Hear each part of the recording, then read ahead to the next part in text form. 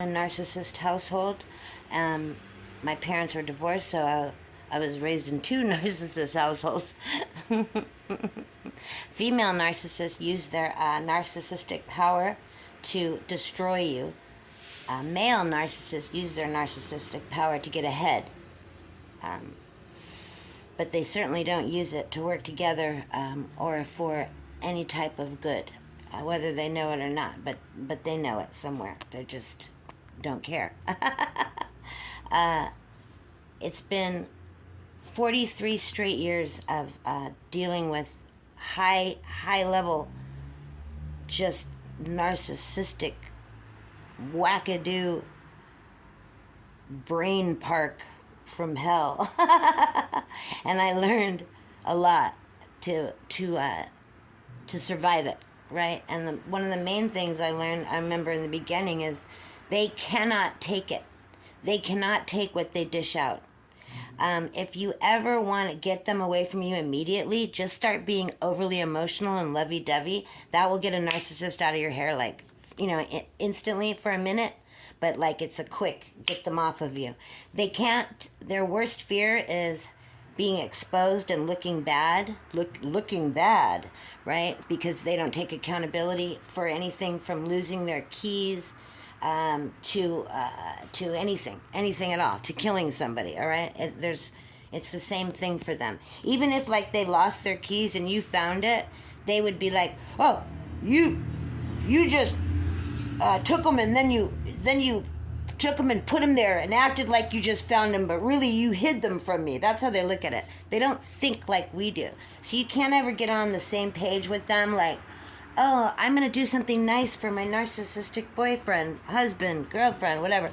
They don't, if you try to do something nice for them to like make it nice, they take that as you are agreeing with the shitty, fucked up way that they treated you.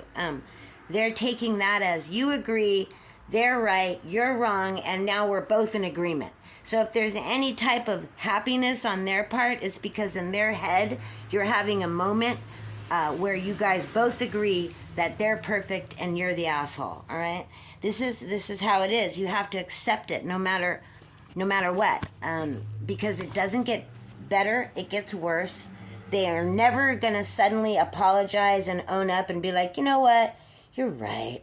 I have just been the worst fucking childish, crazy, no remorse having for no fucking reason, wackadoo, asshole."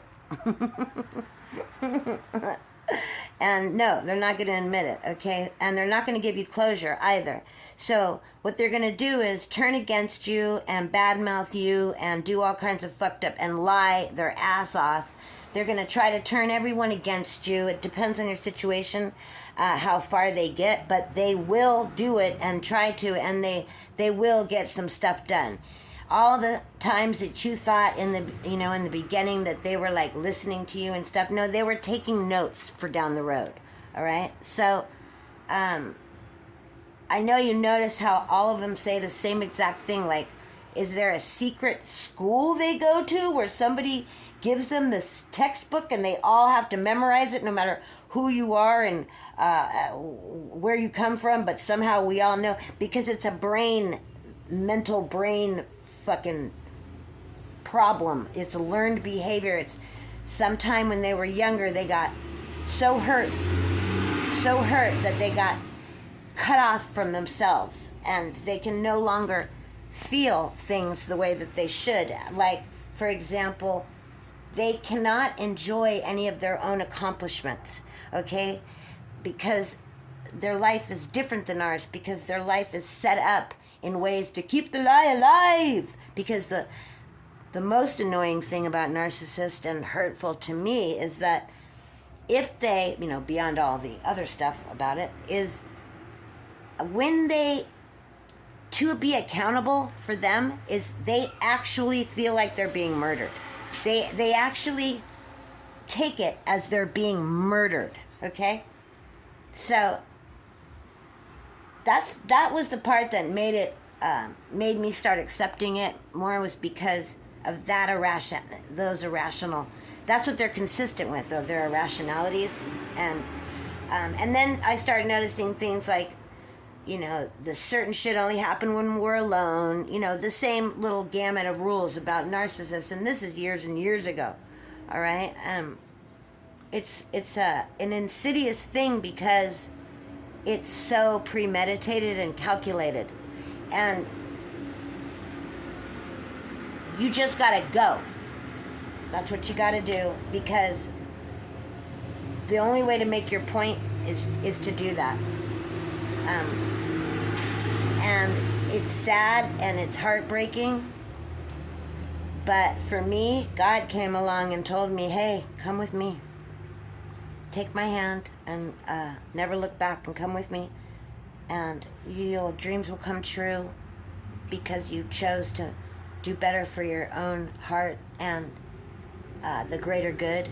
And hold my hand. I'll never let you go. And whenever you're scared, just curl up in my hand, my arms, and I will always be with you. And we will discuss the plans that we made together before Earth was formed. That's what I heard. So I said, okay, here I come.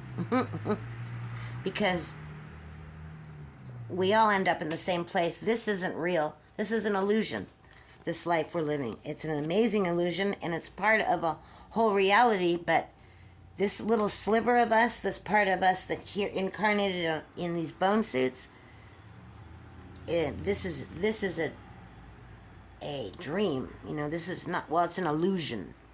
It's an illusion. It's not real. More later. Thanks for listening if you did. I speak the truth.